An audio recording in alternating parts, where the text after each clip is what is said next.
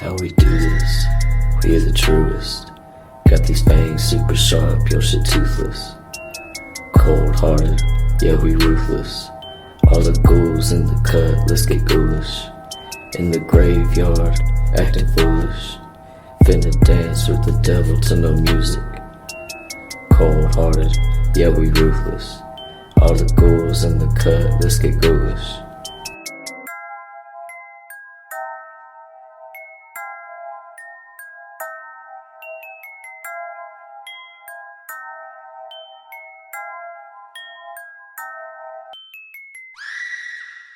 Hello and welcome to a brand new episode of Ghoulish with me, Max Booth, an undead host. This is a slightly different episode of my podcast, which is usually only a podcast for those of you who do not know. In case you will only listening to the audio of this on the podcast feed, this episode is also a video. A debut video episode of Ghoulish with me, Max Booth, an undead host. Now, why is this podcast a video? Well, because my guest, Dan Rebert, who did the practical effects of the movie I wrote, We Need to Do Something. The guest, Dan Rebert, he did the practical effects. So in this episode, when we got ready to do the conversation, he had all types of props that he made from the movie that he brought with him to show off for the episode. I don't think he realized podcasts will usually audio only. But how could I decline this awesome opportunity? So I said, screw it. This will be a video episode. Now you can just listen to it only if you want. I mean, we still talk throughout, but if you want to see some of the props from the movie, and I'm also going to edit in some test footage that Dan sent me, go on over to the YouTube account. I'll link to it in the show notes of the podcast. And if you're already watching the video, hey, welcome to the video. The first video podcast of Ghoulish. Now before we move, I know the back behind me is a mess. It's a disaster. Did not clean it up. Mostly because I forgot I had to record an intro to this until I sat down to edit the episode. I'm not gonna clean my room just to do a fucking intro. You can just see the messy room. This is a bedroom and an office. I'm not rich. I could be though, if you bought some stuff for me. You went on over to perpetualpublishing.com, bought some books. I even have one to show you that's relevant to this episode. As I mentioned, in case you don't know, I wrote a movie called We Need to Do Something. It came out a few months ago from IFC Midnight. Pat Healy, Vanessa Shaw, Sahil McKilmick, they are in the movie. They're stuck in a bathroom. Things go badly. Practical effects done by Dan Rebert, a great fucking genius when it comes to practical effects. Script I wrote is based on a book I wrote called We Need to Do Something. And I finally have a copy of a limited edition hardcover containing both the novella and the screenplay. Look at this. It's huge. It's pretty big. I mean, like for context, this is a normal-sized book. Pretty huge. And it's, looks like the bathroom wall from the movie as the novella. Shit, I should have practiced this. See? Can you see it? Yeah, novella. And also the screenplay. In addition, it has some cool images from the movie, which I can't seem to find, but I promise you. I think it was one. Yeah, see, IFC was kind enough to give us some images to put into the book. And you can get those at perpetualpublishing.com. Only printed 1,000 of these. As you will see, if you were watching the video version of the podcast, holy shit. 1 second. My God. I'm signing them all. this pretty cool signature sheets. We need to do something. Limited to 1,000 copies. I think it's pretty cool. I think you might enjoy it. If you haven't read the book yet and you want to, this might be the way to go. You get the novella and the screenplay. That's all I'm going to promote. I'm going to get right into this episode. I hope you enjoy it. I hope you check out the book. I hope you check out the movie. You can rent it on iTunes and YouTube and Vudu and Amazon Prime. You can rent that, or I don't know, chill on it, whatever you want to do. I'm not a cop. You do what you need to do to watch that movie. And rate the podcast on iTunes, maybe. I don't know. You could do that. That'd be cool. Anyway, you want to talk about practical effects now? Well, you won't be talking. I'm talking about it with Dan Rebuilt. You can just listen to us talk about it right now. Let's get into it. Woo-hoo. Oh, yes, and real quick, do not fucking watch this episode or listen to it unless you've seen the movie, read the book, or if you just don't mind getting spoiled, because we show props from the movie that would be considered huge spoilers. So if you're cool with that, proceed. But I would just let you know now, we'll using no caution. We'll talking about everything that happens in the movie, including the end. So, all right. With this, when we were making this movie, when we were even thinking about making this movie, when I was just getting together with Sean, and Sean told me, I want to make this movie, Max, and I was like, yeah, okay.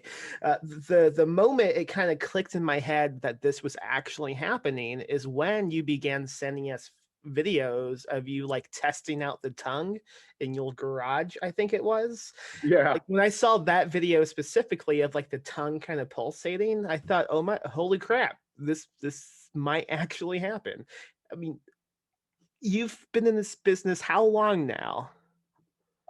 Professionally, a little over 30 years. But I'm one of those I was one of those weird kids that was doing special effects makeup before I knew I was doing special effects makeup. My first kind of experience with that is when I was like 9 or 10 years old, I was obsessed with haunted houses. And I actually built a haunted house in my grandparents' basement. And I collected masks and everything, but I'd find myself, begging my parents to buy me these masks, and I'd be cutting them up and modifying them.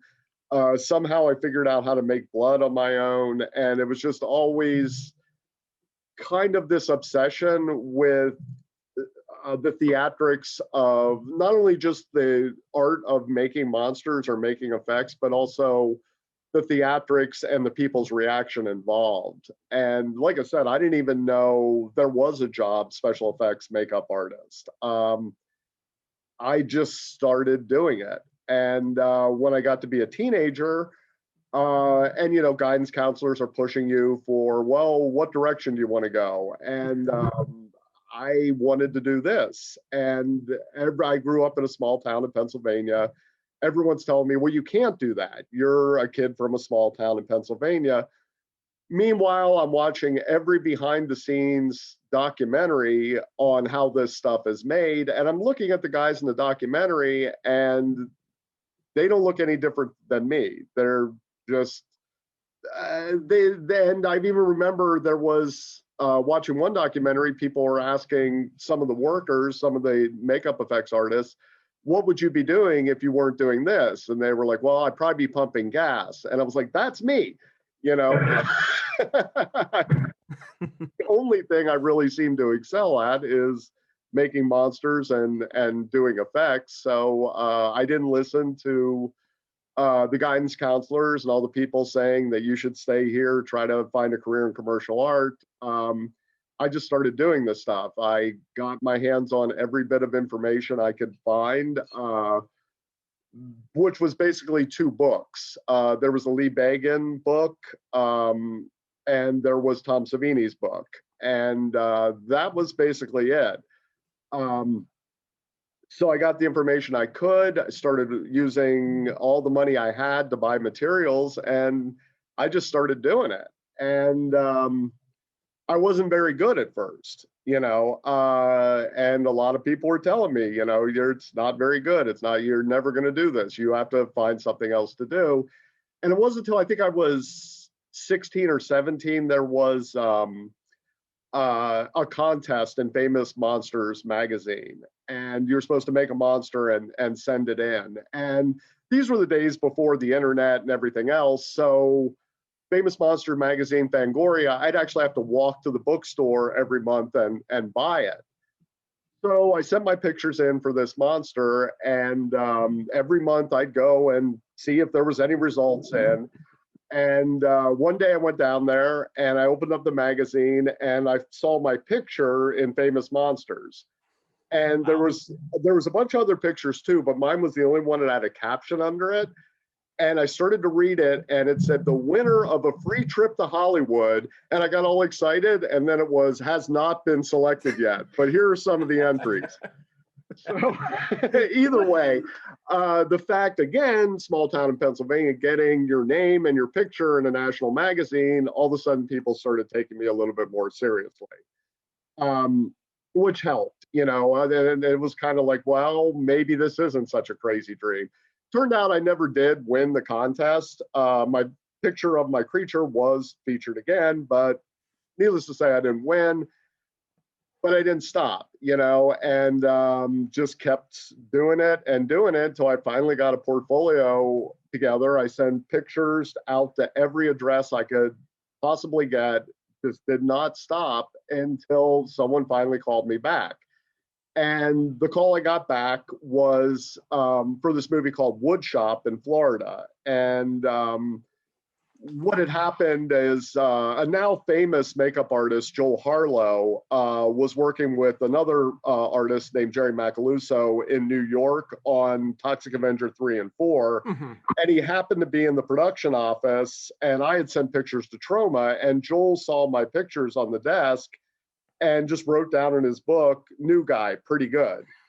So I get this call from Florida, from Jerry Macaluso, saying, "Look, we need someone to come down here and work basically for free. We'll pay you your expenses, but you're going to live at the shop." And I quit my job, packed up my car, and drove down to Florida. My parents thought I was nuts. These people I'd never met, never heard of, and I was ready, just, okay, I'm going to take my chances. Spent about 7 weeks down there, realizing after working with other professional makeup artists, or, as professional as they could be, they were my age. They just were a little bit further than me, and realizing that I was doing everything wrong. Basically did that, came back to Pennsylvania, took the information that I learned from the other guys and put together a portfolio, and 6 months later moved out to LA, and I've been working ever since. Wow. That is such a great, how many times have you given that whole breakdown before? Because that was really polished. Those, if I had to give my life story, it would be a lot of, what the hell happened then? But you really have that down. That was great. Well, I've been asked that almost as many times as I've been asked, or I should say been asked, but been told by people, "Hey, that monster looks just like my ex-wife." I hear that a lot too. So yeah, the question of how do you got into the business? Yeah. Yes, I have said it. That's actually the edited version. There's I actually have a question about that, because after we wrapped the movie and I came home, I was talking to a friend of mine who turns out knows you as well, a writer named John Skip. We both know John Skip, and evidently he was somehow involved with you as a teenager. You would go to his basement and make stuff. Is that right? Yeah, actually, yeah, I owe a lot to John. I got that picture in Famous Monsters magazine that sparked a newspaper article. Mm-hmm. And they came over to my house, they took pictures, and John reached out to me. He had just come back from New York, and he was actually living in York, Pennsylvania, my hometown, and he just reached out and was like, "Hey, I want to meet you. There's not that many people in York that do this, or involved in the entertainment industry at all. So he wanted to meet me. John and I became friends. And as I mentioned, when I went to Florida and I was gone for like 7 weeks, in the meantime, my garage shop that was set up at my parents' house, there was a flood there. Oh, and man. in that 7 weeks, it was completely, all my stuff was moved out. A lot of it was destroyed and the place was remodeled. So when I came back, I didn't have a place to work anymore. And I was working in friends' kitchens, and finally John and at that time his wife Marianne said, "Why don't you come over and work in our basement?" And I did, and a lot of the stuff that I put together to build up my portfolio to come out to LA was done there. But the big thing that I owe to John is, like I said, through my whole life in Pennsylvania, I was getting pressured to find a B plan, to find something else to do, that this was a long shot.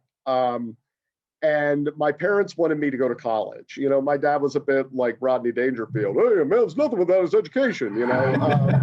My dad was in Pennsylvania. He was a district attorney. So in his world, someone that didn't go to college was an underachiever. Mm-hmm. And I had applied at a couple of, I got accepted to a film school, got accepted to an art school. My parents were willing to pay for it, but they thought, it's like, look, if you want to do makeup effects, that's fine, but we feel you need a college education. I called John and asked him what he thought of that. And he said, "What do you want to do?" And I said, "I want to do special effects makeup." He's like, "Well, I'll tell you what, if you go to film school, you're going to spend 4 years in film school, probably working with other people that want to do makeup effects that probably aren't as advanced as you. You're going to waste 4 years of your life, and then you're going to start your career." He's like, "If you want to do makeup effects, go to California, go to where they make makeup effects, knock on every door, say you'll sweep the floor, say you'll do whatever it takes, just start doing it." And on that note, him and Craig actually got me an interview at KMB. They were great. I mean, Wow. like I said, I owe a lot to those guys, and the fact that just luckily they were in my hometown, because I had no one to talk to that had any inclination on how to break into the business, except for John and Greg and Marianne. Needless to say, when I said I wasn't going to go to college and I was just going to drive out to California and take my chances, my dad flipped out. My parents, they just weren't happy about it.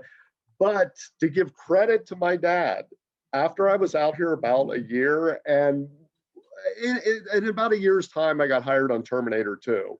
Now, granted, I was a low-level guy on Terminator 2, but still, Terminator 2 is a pretty big movie. And I was also allowed to do my own effect, which a lot of guys, especially guys at my level, weren't allowed to do. What did you do? It actually is cut out of the movie, but it was put back in the extended version. There's a scene towards the end of the movie where the T-1000 is taking a lot of damage and he starts glitching. And there's a scene where he reaches down and grabs a striped pole and his hand fuses into the pole. Yeah. And then we cut back and he pulls his fingers away and his fingers stretch. So that was an effect I actually built. Granted, I built that effect. I did not design that effect. The guys at Sam Winston's at the time told me exactly what they wanted, and I put it together for them. It's not like now. Now I design everything in terms of anything that comes out of my shop.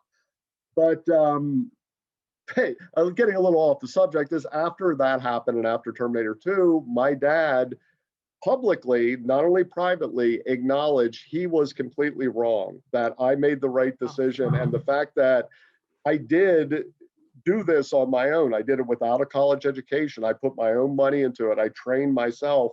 I made these things happen. He's like, I was completely wrong. I never thought in a million years you would go out to California and be working immediately. Granted, my time here has not always been easy. It's not, I don't want to give the impression that whether I would never had to take another job outside of the film industry, it still was, it's a tough haul to do this for a living. You are a freelance contractor. So every couple of months you're looking for a new job. So you really got to love this if you want to do it for a living. This isn't something for people to do that have a passing interest in it. Or, I get a lot of times people are, oh, what you do must be so fun. It is, when it's over and everything works out. The struggle to get something to look good and to work under the deadlines, it is a lot of work. It is a lot of stress, and it's literally, you put all that into it, you kill yourself, you feel like you're going to have a nervous breakdown, but then when the effect you do comes out and it comes out the way you intended, you want to do it all over again. So that was a lot the way I felt about Slither. Slither nearly killed me trying to do the amount of work that was required in that movie and the amount of time and for the budget. And I was ready to just get out of the business after that. I was so burnt out after that job. When the movie came out and I saw it for the first time, I was ready to do it again. Well, let's do another one. Did you handled all the practical effects in that movie? Is that right? And yes, myself and Todd Masters. The way that worked is Masters Effects had an LA shop and they had a Vancouver shop. At the time, the Vancouver shop was very small. So the Vancouver shop handled some of the smaller prosthetic effects, where the LA shop handled all the big stuff and the puppets and everything. And I was in charge of that shop there. Nice. So yeah, and it was a difficult thing, but it was kind of like one of those. I remember when we first got the script for Slither, Todd was like, "Hey, I got the script, Slither. I want you to read it. I think you'll like it." I read Slither and it was like, this is why I got in the business. This is everything I love about movies. It's gross, it's funny, it's scary. It's like I absolutely fell in love with the script. I immediately went down, got all the guys together. It's like, hey, I got this great script. Let's start building parasites and transformation. Let's just start doing all this test stuff. And like I said, Todd had his shop in Vancouver. He comes back about a week later and walks in the shop. He's like, damn, this movie's not even greenlit. You have everybody in the shop working on this. I was like, look at these test videos. And he's like, oh my God. It's like, I guess I got to get a meeting now. And so we had a meeting with them. They came in, they saw all these test videos. They saw how excited we were, and they greenlit it. And we were off to the races. So something similar happened with We Need to Do Something, because you began making test videos long before we were greenlit, and I suspect like those videos helped get the movie funded. Well, that's good. And I do that a lot. I will do things when I get excited about a project on spec, just to get people excited, to get the wheels turning. Sometimes that works out. Sometimes the movies go nowhere. But at the end of the day, I still have a cool test video that I could post on Instagram or my website or whatever. So I honestly, the reason I love doing this stuff, and part of the reason I'm no longer at Masters, and Todd and I still work together, but it got to the point where my job became more of managing and less about building the artwork. So like for the past 5 years since I've started my own company, I try to do jobs where I'm not supervising 20 people, that I'm basically doing the effects and I hire a couple of guys to help me. It's not the best business model to get rich, but it's a lot more satisfying and I'm a lot happier doing it. And one of the things with that, my company's called Dan Rebert Creations, is when you hire Dan Rebert Creations, you get Dan Rebert doing your effects. It's not you hire, like, let's say, Legacy Studios. Yeah, you hire legacies, but you get whoever they hire to do the effects, which is great. There's a lot of really talented people out there. Me personally, I'm in it more for the arts that I can do. And I also try to pick my jobs on creatively what I feel that I can get out of it. You know what I mean? And one thing about We Need to Do Something was the snakes in it. I absolutely love snakes. And the fact of doing real rattlesnakes that are only slightly different was a very cool thing to me.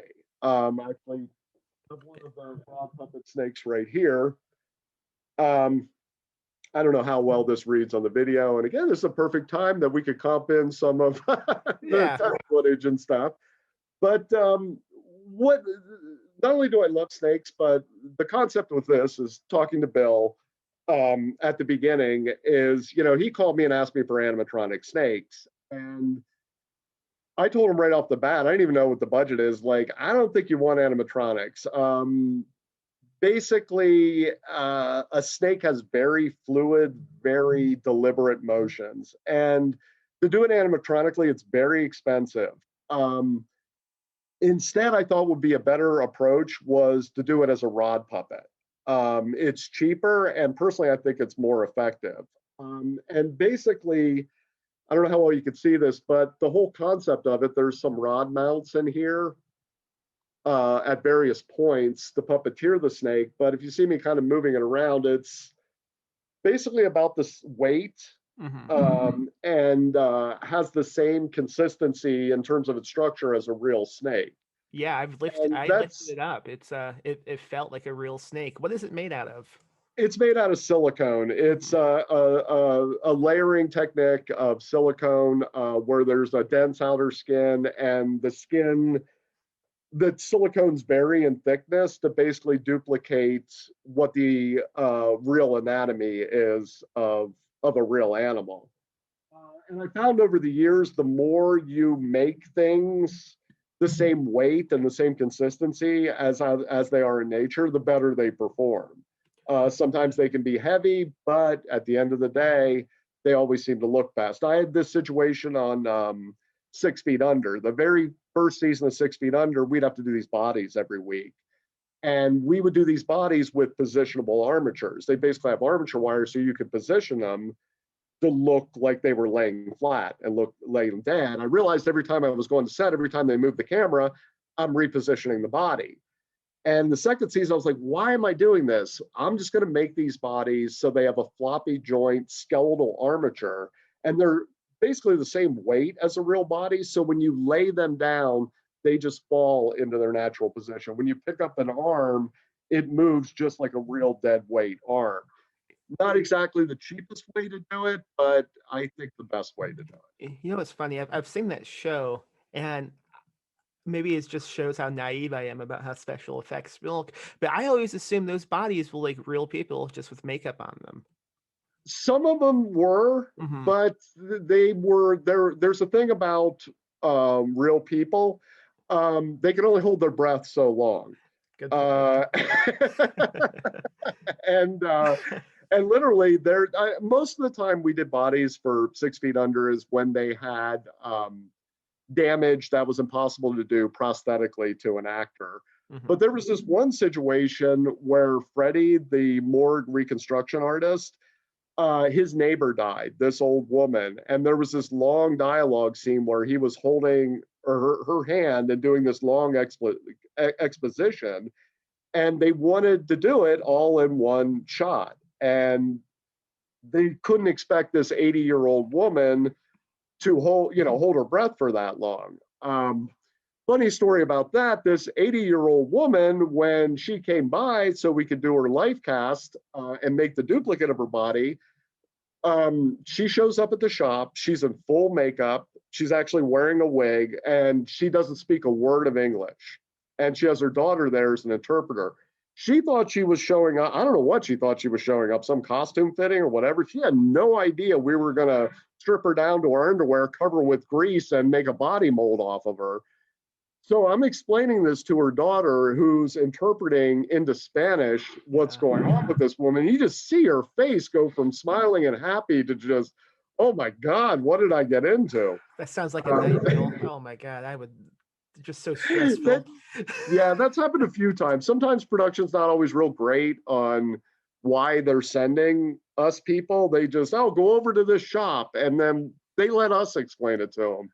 I had another situation, again, working at Masters. We had an LA shop and a Vancouver shop.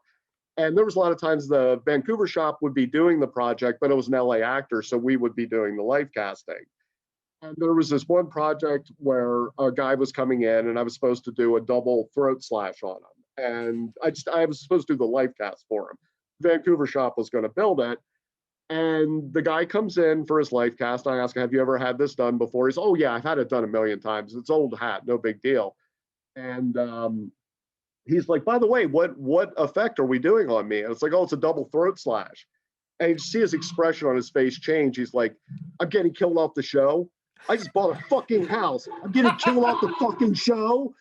I'm like, I don't know, man. I just here to do the live cast. I haven't read a script. He's like, I gotta fucking call my agent. You know, he starts losing it. And what show was this? I'm gonna leave that out. Okay. That's amazing. I don't know what exactly I'm allowed. Either way, the effect never went anywhere. I don't know if he ever got killed off the show. It was a show they were doing in Vancouver. I didn't watch the show. It was a fairly big sci-fi show, but it was I learned from that, and then going into True Blood, where basically on True Blood, unless you were coming in for a life cast for Fangs, if you were coming in to see us, you were getting killed. So from that point on, after that experience, every time these actors came in, I would explain to them, was like, guys, this is a supernatural show. Just because you're getting killed in season 2 doesn't mean you're not going to be. We killed Godric in season 2, and he's been in every season since then, you know, so it's like you can always come back, you know. This is hilarious, man. Do you ever feel like almost like a hitman sometimes? Like, sending in a new victim I gotta kill. And then you have to break the news to him most of the time. This is I feel like not a hitman, because I don't write this. It's not my decision. It's not the hitman's decision either. They just take the job and they cash the check. That's not supposed to be in my job description. I'm not supposed to be the one breaking the news to the actor they're getting killed off the show. You know, that's what producers are for. You know, and the other thing it is actually bad about, these are funny stories and everything, but the reality is when you are doing life casts on somebody, it's a crucial part of the process that if you don't get accurate information during that life cast, you're going to be fighting it through the entire build. Things aren't going to fit correctly. There's going to be problems in the application. So it is imperative that the actors are calm and relaxed and have a good time and don't feel scared, don't feel in danger in any way, or be like majorly stressed out. You know, we can only do so much in the life cast category. The actor still has to remain still. They have to remain calm. You have to breathe through your nose through the entire process, and it's a fairly long process just for a head cast. It's like 30 minutes. So you're asking a lot of an actor to begin with. So when you have the added stress that they just found out that they're losing their paycheck, is not the best way to get the best results in a live cast. I'm somebody who, if you touch my nose at all, I'll just begin sneezing for 10 minutes. So, like, what do you do in those situations when you have like a casing on my face and I can't stop sneezing? Well, that would be problematic. You know, where there's a will, there's a way. We've dealt with people that have been claustrophobic. And a lot of times what we'll do, and this isn't ideal, but sometimes it is what it is. You know, people have psychological or medical conditions that prevent them from doing the process. Mm-hmm. What we've done in the past, we've done it in pieces and reassembled it. We've actually just Jedi mind tricked people into dealing with it by just talking through them the whole time. The nice thing is today we do have another option. You can scan and print a life cast as well these days. Yeah, like with I've seen things about printing. Yeah, and that's all well and good, but it's about 5 times the cost. Mm-hmm. And it also is not as fast because you have to scan the person, then you have to get the printed copy, you have to clean up that printed copy, and then you have to make a mold on it before you could start. So it's more expensive and more time consuming. And a lot of times these days, when we are doing traditional life casting, it's mainly not so much because of the budget, it's because of the time frames. Because TV and movies have kind of merged together. There is no quality difference for what I do for a movie to what I do for TV, and the build times seem to be about the same. Once TV started getting really good, movie producers started realizing you don't need 4 months prep. You just did it in 2 weeks for Stargate. Why do you need it for Baby Earth Stood Still? You know, When, so from a special effects point of view, when did you see that change happen with TV? That was that's a difficult one. There was a big evolution, in my opinion, of what was going on with TV, and I think where it really started, believe it or not, is with the Larry Sanders Show on HBO. Okay. Even though that wasn't an effects show or anything else, that kind of set the bar for a new kind of television. And that led into The Sopranos and 6 Feet Under. That led into more like standard cable stuff like Sons of Anarchy and Breaking Bad.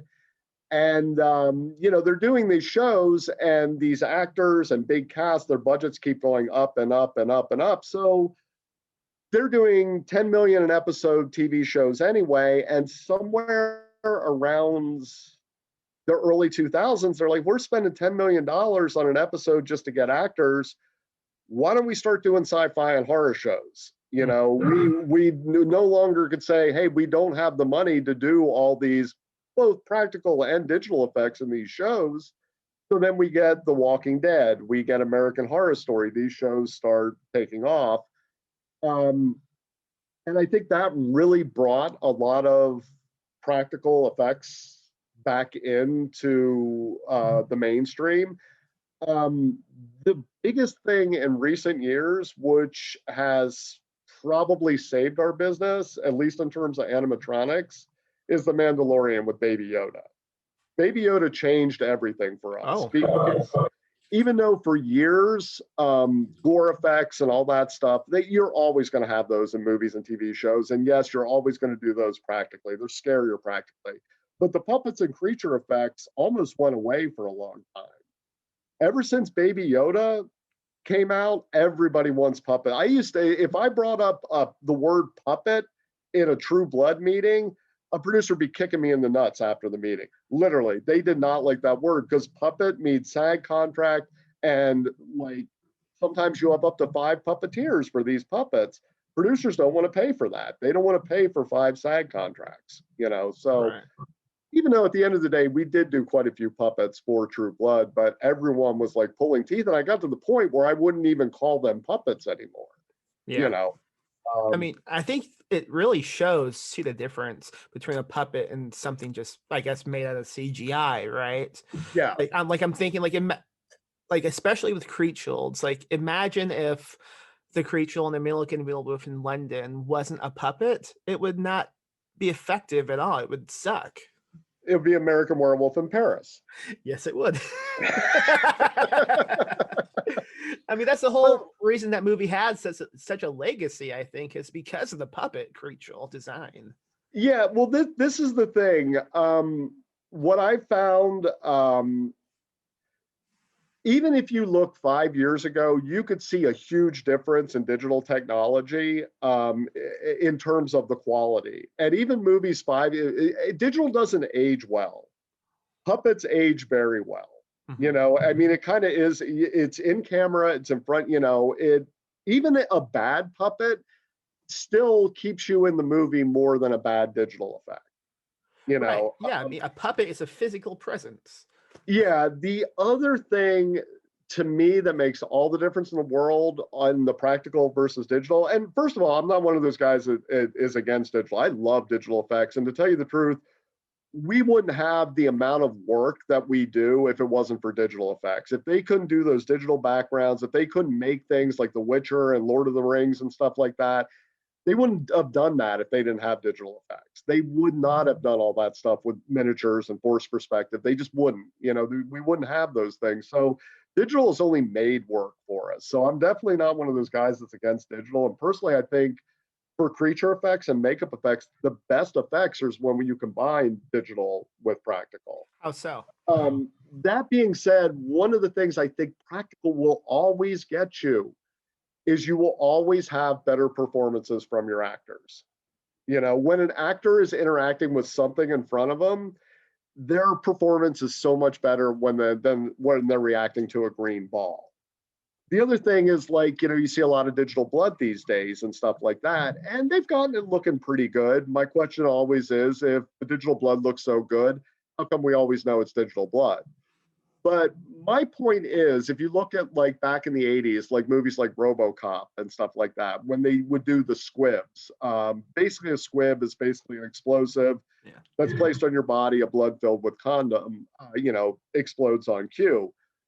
My whole thing is, when you have an explosive strapped to your body with a blood bag on it and that goes off, you turn a bad actor into a good actor really quick.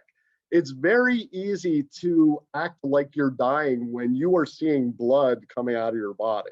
You know what I mean? I've always wanted to experience a squib just exploding on me. It sounds so cool. Maybe if I ever hang out with you again, you could bring me. Well, on that note, that actually is the physical effects department, not the makeup effects department. I don't mess with anything that explodes. If I'm going to do any kind of blood hit, it's probably going to be something more pneumatic. Basically, the special effects guys, I leave the explosives and all that stuff to them. I need all 10 fingers. So going in a bit back to We Need to Do Something, you already showed the snake puppet, and something I thought that was really interesting that I guess I didn't think about until I saw it on set is it's a puppet. Someone has to handle that puppet. And like, there's a scene when the snake comes into the bathroom and the camera is like spinning around in a circle. And if I recall correctly, wasn't it kind of like complicated the way you guys had to shoot that? Like, wasn't JP, the DP, like right next to you as you were handling the puppet? Yeah, and that was actually the first puppet shot of the movie. And I remember when Sean told me what he wanted to do, I was like, this is crazy. This is because usually, when we do stuff, it's, okay, we need the puppet to do this, and then we cut. And then we need it to do this, and then we cut. And Sean, coming from a documentary point of view, wants to do this all in one big, long take. And initially, I was like, this is crazy. This isn't going to work. We're going to go back and shoot it the way that I normally do it. Hey, we need the snake to crawl from here to here. We need, and cut it. But what I found is, and it was a pain in the ass because you were there. It was a small room. And yeah, JP's in the middle of the room, and I'm down underneath JP's feet, puppeteering this thing. But the amazing thing about that, since all the actors were in the room with the puppet, we were all interacting with each other. It had a very natural feel to what was going on. There was times when Pat, there was a time, it was a complete accident when I'm drawing a blank.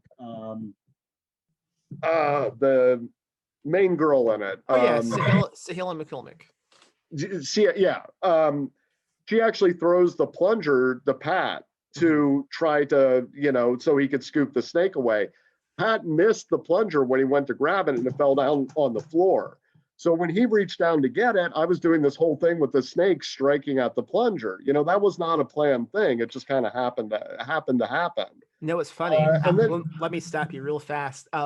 I was doing edits on that scene on the screenplay before we shot, and I actually texted Sean. I said, it might be funny if she misses it. He said, no, that might be too complicated. I went, okay.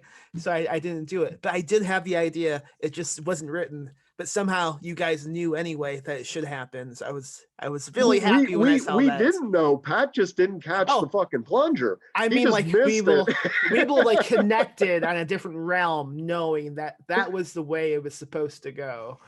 Well, that was the great thing about the way Sean wanted to shoot it. It was extremely difficult for me to puppeteer because I just had to kind of go with everything and everyone's movements. And, you know, you obviously have to cut around it. The snakes are going to move perfectly in that kind of situation. But in fact, we got so much stuff that I never would have even thought of, you know, just because I was reacting directly to what the actors were doing. The actors were acting directly to what I was doing. You get those happy accidents. And again, that's another great thing about practical effects. If you look way back the Jaws, and I hear Steven Spielberg bagging on the shark all the time about, yeah, it didn't look good and we had to change the movie and everything else. Steven Spielberg should be sending those guys that made the sharks Christmas cards with big checks in them every year. If that shark would have worked the way Steven Spielberg wanted it to work, Jaws would have been an R-rated movie, without a doubt. You were supposed to see that woman being chewed up in the shark's mouth, a nude woman being chewed up in the shark's mouth at the beginning of the movie. They couldn't do that. If Jaws would have been that movie, it may have still been a great movie, but it would have been a great movie to effects guys and genre hounds, you know. It wouldn't have been this mainstream thing. And if you could have gotten everything they wanted to do, it would have been more about the effects and less about the characters. So again, a lot of times with practical effects, you intend to do one thing, but because it's live and because it's real elements, it does something else.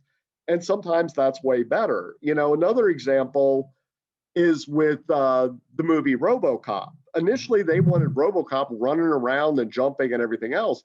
The suit wouldn't do that. He could only move slowly in the suit. Personally, that's really what made RoboCop to me, is the fact that he wasn't super mobile. He had to use his brains and his accuracy, and he had limitations. You know, you look at that RoboCop remake, which I can't even believe I'm bringing up because it really should be forgotten about. But we have RoboCop running and jumping and climbing wall. There's no limitations to him. You know what I mean? The thing about the original RoboCop is, yes, they had to change the movie because the suit would only move so much. But to me, that was what made the movie. It gave RoboCop limitations. It grounded him. You know, if he could do anything, it's not as dramatic anymore. You know, so like I said, I think a lot of times with practical effects, you get happy accidents. And when you don't get a happy accident, you just get an accident. We have digital to fix it. I think having limitations is a really beneficial way of creating any type of element. If it's practical effects, if it's writing, directing. I mean, one of the reasons I love writing books and screenplays that take place in these types of settings is I have limits to what the kills can do.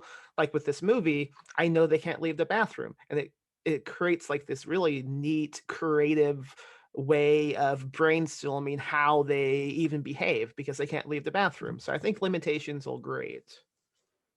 Yeah, I agree, and I think that's part of the problem with the way we see a lot of movies going these days is because of CGI, there is no limitations. And it goes back to that old adage, just because you can do something doesn't mean you should do something. And I mean, to me, any character, and I'm, you know, again, as a writer, you know this well, just to kind of reiterate what you're saying, is the limitations of a hero or even the villain is really what makes it interesting. You know, that's the thing. It's interesting. I mean, I've never been a fan of Superman just because he's way too powerful. I mean, to tell you the truth, I'm not a huge fan of vampires because I think they're too powerful. You know, they have too many abilities. You know, when you start making things that are completely indestructible, then have to come up with some bullshit thing like kryptonite or, you know, sunlight to just, you know, it's just, it's like the thing with Superman. The only thing that hurt him is kryptonite, but meanwhile, they always seem to be able to find kryptonite. You know, this ore that was on a planet that exploded 1 million years ago. Somehow, everyone can still get this stuff. Yeah. You know, it's. I would rather see heroes that, again, like RoboCop, that are grounded and do have limitations and can get hurt. There's so much more drama when your hero can actually get killed, when he can get defeated and get defeated by something really stupid sometimes, you know. Yeah. You know, that's I think we're getting off the topic of special makeup effects. A little bit, but I think it's still a fun discussion. But so we've talked about the snake. Let's kind of go through the rest of the effects, because I know we're running out of time, and you have things to do. I have things to do. I mean, let's talk about the tongue real fast, because as I mentioned in the beginning of this episode, seeing videos of test footage of that tongue is what made me realize, oh, the movie's actually happening. And one big surprise about those videos that I never anticipated or even conceived of is the tongue moves. And that was what led to that decision, because I love it. I was basically talking to Sean, and I was like, do you want the tongue to move? Because I think it'd be really cool if I stuck some bladders in it. And he was like, maybe, I don't know, what would that look like? And I was like, okay, well, I'll show you. And you know, we were actually kind of surprised when we were putting it together, because we actually got it to almost crawl on its own to a certain extent. And you know, again, to me, reading the script, we spend a lot of time with that tongue, you know, and I didn't want it just to be a prop if I could avoid it, you know. And I was actually surprised they went for it. I thought they would think it was too much, that it was still moving. After seeing the movie, apparently not, because it's really featured. It's awesome. It's like one of my favorite props I've ever seen in any movie. It's just so cool. I almost wish I had known that it could move when writing the script, because I definitely would have added more stuff about that in the script. A moving tongue, holy shit, that's crazy. This is the tongue, and the way it was designed, it was set up that it can be just a prop like this, but I don't know if you can see this on here. There's two connection points underneath it. What's that? This is the underside of it. Lift it up. I can't see anything. I'm sorry. Yeah, now I can. There's two connection points. So yeah, it can work as a floppy prop so they can walk around with it, but there's also these two connection points you plug in here with airlines that motivated the movement. Yeah. You know, so it was kind of like one of those things. I built it with the bladders in it because I thought it was cool, and made it so I could take them out without ruining it. So if they decided they hated it, hey, whatever. I still have a cool video of a tongue moving around. It's funny, you sent photographs of you holding one of the like old drafts of the tongue before it was painted or anything. So I think it was like yellow or white, perhaps. Yeah. Yeah, and I have those on my phone, but sometimes if I'm scrolling through my photos to find something and someone is next to me and they see those photos zip by, all it looks like is a giant dick pic. Yeah, and when the tongue is pulsing and everything, it does look a little bit like a cock and balls. You know, I realize that, but I love it. My girlfriend Tina has accused me multiple times is everything I do seems to have a dick or a vagina in it. Yeah. And a lot of effects guys get accused of that, but the thing is,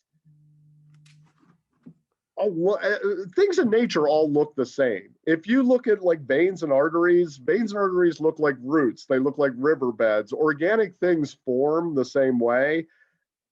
So it's hard not to make something look, you know, a lot of times it's just, you know, again, part of being special effects makeup, you are putting holes in something. There are always orifices. There's always weird shaped orifices that pulse. It's hard not to make that look like a vagina, because just naturally it's an organic hole. You're making an organic hole. What are you going to do? So to think about the most problematic transition I can make, let's talk about the dead child behind you. Okay.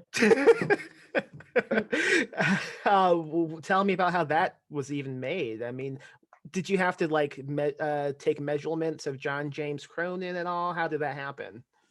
Well, we did get his measurements, and I've done child corpses before, like these rotted mummy type corpses.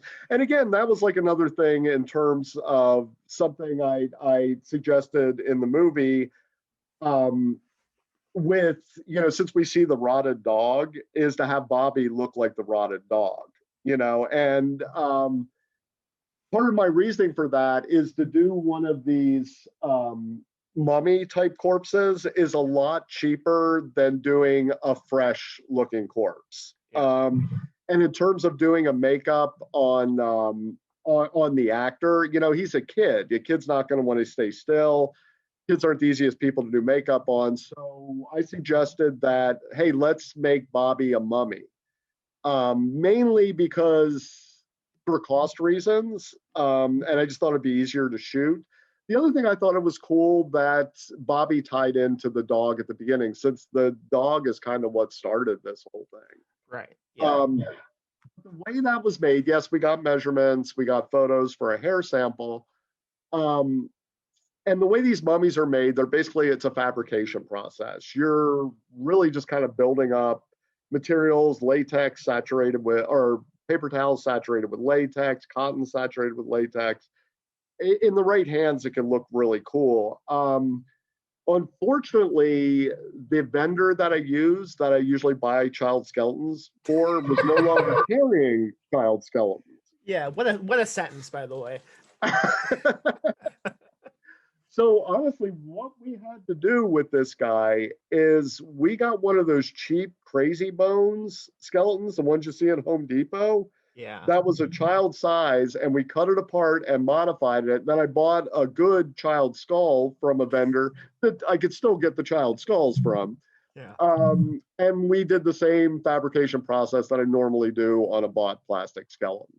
So, and it's almost a shame that we only see that skeleton for maybe 3 seconds in the movie, but the 3 seconds we do get of it is so effective, I think. And I know those like insects crawling around the eye socket and mouth, and those were real insects, right? Yes. Yeah, they're what's called super worms. You could buy them at any pet store. They're basically lizard food. Mm-hmm. And the cool thing about the super worms, as opposed to mealworms, is they're a lot bigger and they're a lot more active. So they read really well.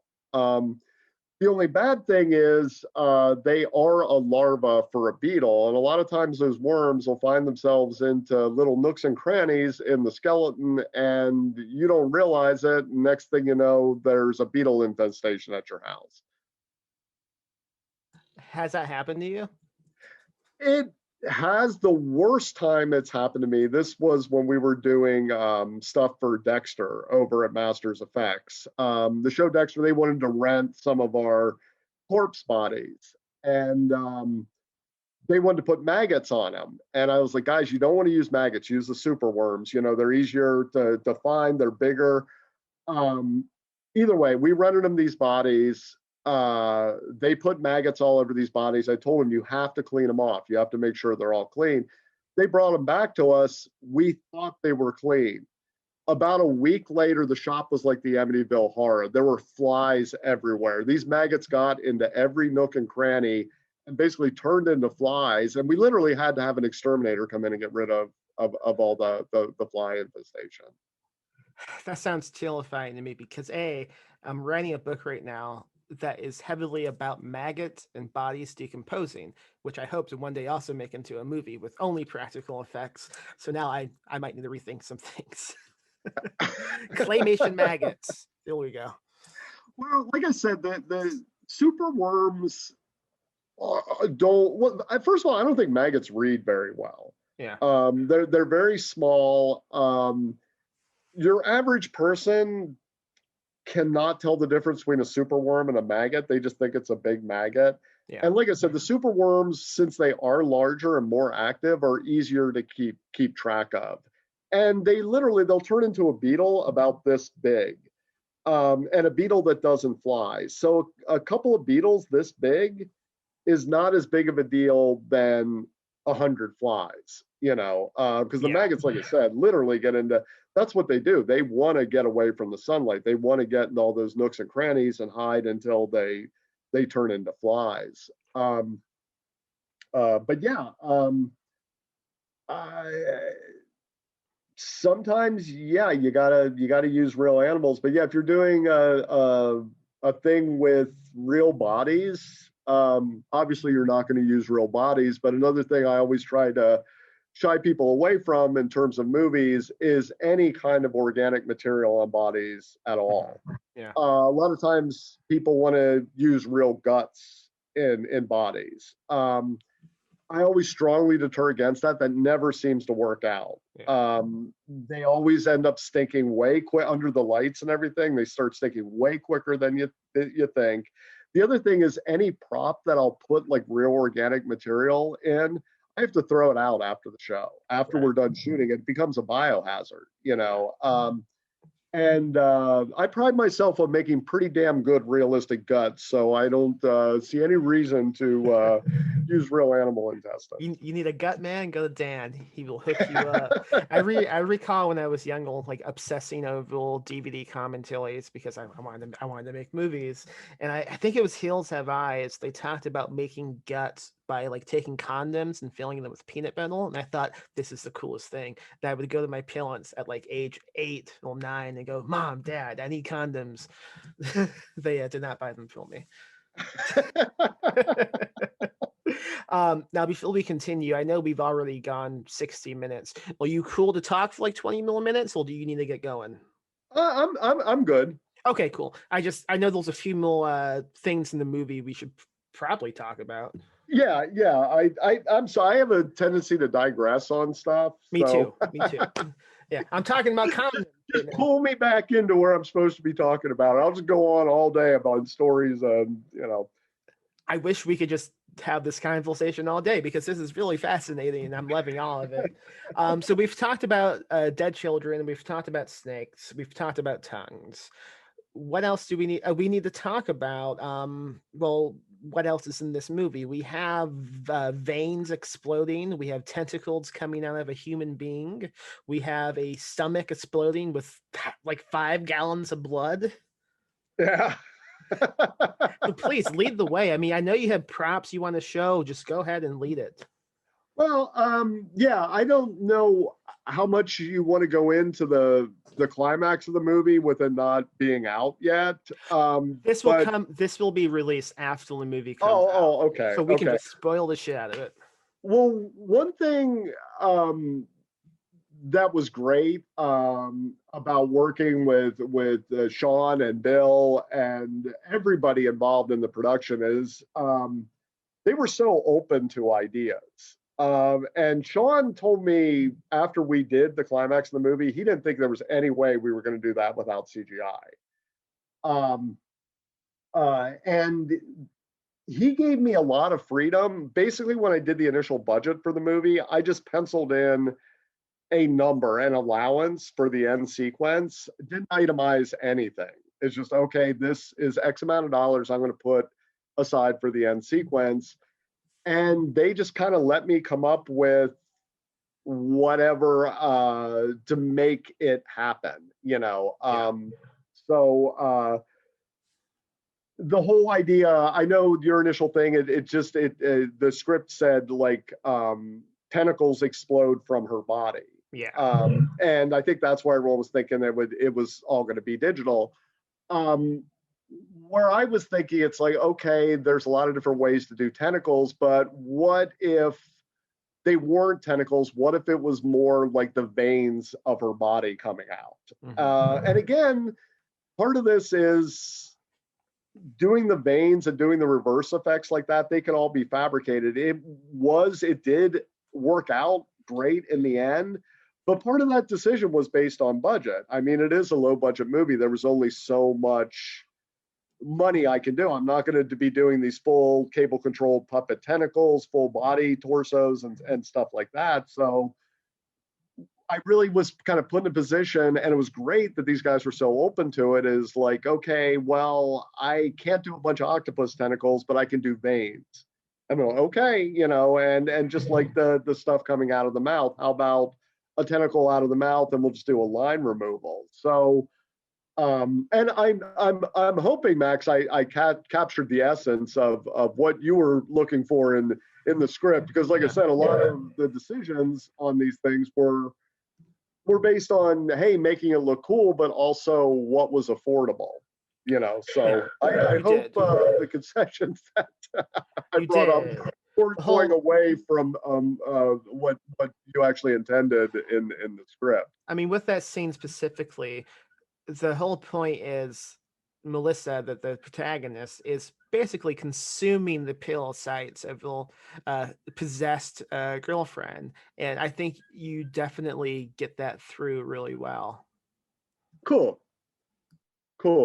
Well, also I know that Sean in early talks was kept mentioning Cronenberg body horror stuff, and Cronenberg. I mean, obviously, if you look at any of my work, is obviously a huge influence on my work.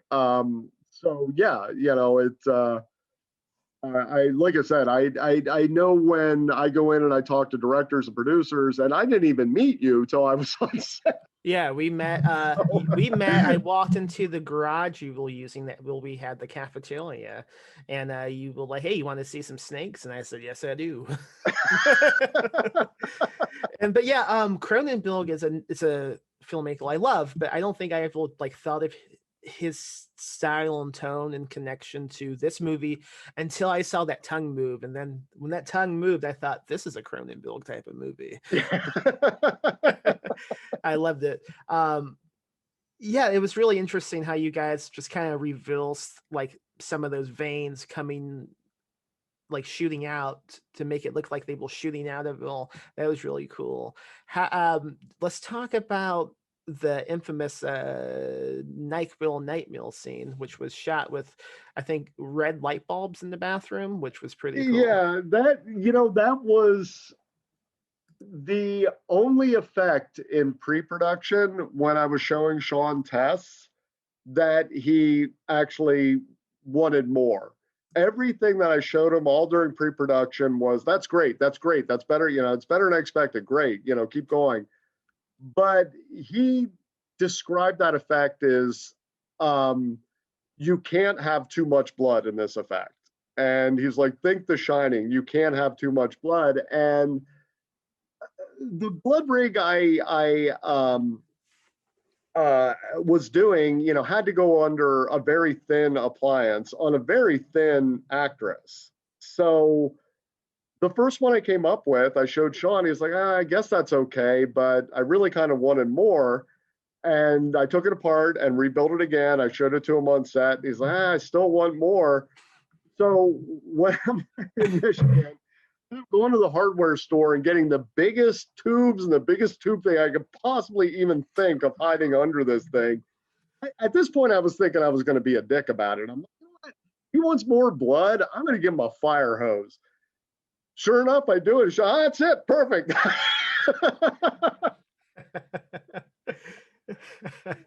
Literally, I had a 5-gallon pressure pot hooked up for that shot. And we were out by the end of the take. Literally 5 gallons of blood sprayed on the floor in that one take. Yeah, I mean, you can't do it again. That was it for the bathroom. Yeah. Demolished after that. What a way to send it. I remember that was the one effect that Sean actually had criticism on is, it's just not enough. It's not enough. And I'm like, okay. And literally, I was using like 1-inch tube on this thing, and so yeah, the rest is film history. I think the only other effect that I can think of, maybe what I'm missing, is the dead dog. Yes. Yeah. So, do you have anything from the dog with you, or no? Well, the dog's actually here. Oh shit! Look at that. Look at Spot. What a good boy. Yeah. Again, these things start to degrade over time, but here he is. And so what goes into making a dog? Well, again, that was, we started out, I got a real dog skull, a replica of a real dog skull. And we got a cheap dog skeleton and just kind of modified it to make it work with the skull. And then it's a lot of the same technique we used on Bobby's body. It's a lot of fabrication with yarn and latex and cotton and things like that. Now, the cool thing about the dog is because they had to reach in his mouth, a lot of this stuff in around the mouth is silicone, so it can actually stretch. Yeah. Which I really love the way they featured the dog in the movie. That tongue removal on the dog is probably my favorite thing in the movie. It looks so cool. Yeah, and that's they really captured all this articulation. But yeah, it's basically you start out with a skeleton and just basically build on top of it. Yeah. Beyond what we discussed, am I missing anything obvious from the movie? Well, we had the cutting tongue, which is the rotted tongue from the dog, which you could see here, which was set up to split. Love it. There was a couple of things that were cut. We actually did a thing. I don't think this was in the script. I think this is one of Sean's ideas. But when Sierra is puking in the toilet, I built a little blood puppet on set that was crawling around inside the toilet. It's in the script, yeah. Yeah, we ended up not that ended up not in the movie. Yeah. Another thing, it was a shame that we didn't get in the movie, is I built a torso of Sierra that basically you would see the tongue moving around inside her stomach, and we just ran out of time. We never even shot that. That's such a shame. Yeah. Yeah, it was. It worked really well. I actually have a video of me just sticking my hand through it. Well, another thing I love the way the movie came out, and I really got to give kudos to you for doing a script that takes place in a bathroom. Thank you. That you can you literally, to me, that I like that movie, that Ryan Reynolds movie where he's in a coffin. There's a couple movies like that. I don't even. They might be great movies. I never know, because I'm not watching a movie with one guy in a coffin. And the fact that you did make a very entertaining movie with people in a single location, and not only an entertaining movie, but with a lot of really heavy effects stuff in it. It's like, how does all that happen in a bathroom? But we all did it. I mean, the movie is a collaborative process. It wouldn't be the same without the practical effects you brought to it. I think we just got the right group of people involved, and we made some. It's definitely a good group. I definitely like to, I've talked to Sean. Sean's got another thing coming up, and Colin as well. Colin's got this crazy ass thing. Oh yeah, I know what you're talking about. I don't know if we can discuss it, but yeah, Colin's going to make some cool shit in the future. But I mean, I'd love to work with you guys again. I mean, I was very pleasantly surprised how much everyone had their shit together there with the COVID stuff, with how well the set was run, how organized. I mean, I've been on movies 10 times the budget that weren't near as organized as We Need to Do Something, and it really shows. I mean, it's you'd be surprised on like some of these big budget things how unprepared they are for things. And I felt, especially for what we were dealing with, it was on production's end was handled incredibly well, and everyone was incredibly nice. There was no yelling ever on that set.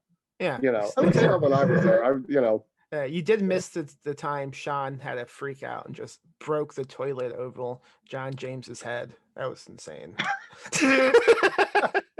Anyway, this has been great, man. I mean, I've taken up enough little time, but I mean, we've run through everything that I think I wanted to talk about. I think you wanted to talk about. This is cool. A lot of fun, and yeah, definitely send me those clips, and I will edit those into the video. And I think people will have a lot of fun with this. I mean, for anyone interested, like in behind the scenes footage that you used to find on DVDs and don't really seem to now, this is what this kind of is, and I like that. Well, there's no DVDs anymore. Sadly, Everything's streaming, supposedly there's going to be a DVD of this movie. I don't know though. Yeah. Yeah, I recorded a commentary for it, so I hope it happens. Yeah, me too. I gotta say, it was a very pleasant experience, and I think the movie came out really well. And again, I don't know if it's been mentioned, but the cast that you guys got, you really couldn't have done better. Yeah. Everybody just really did such a wonderful job, and really for something like this, a single room type thing, if you don't have actors that can sell it, you got nothing. And you had actors that could sell it. They all did a fantastic job. Yes, I think so too. How can folks find you? Like, I know you have a website. Do you offer services through the website? I think you sell practical effects on the website. Am I correct?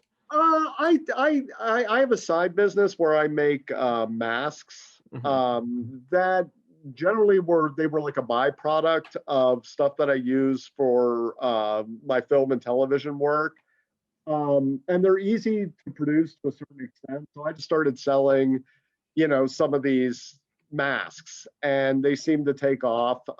So yeah, I do sell things like that. There's some parts of things that are kind of custom builds. That's really my main way I make money is through movie, television, commercial type stuff. But yeah, I'm not opposed to selling stuff either. So For anyone interested in buying a mask from you, what would be the site they should go to?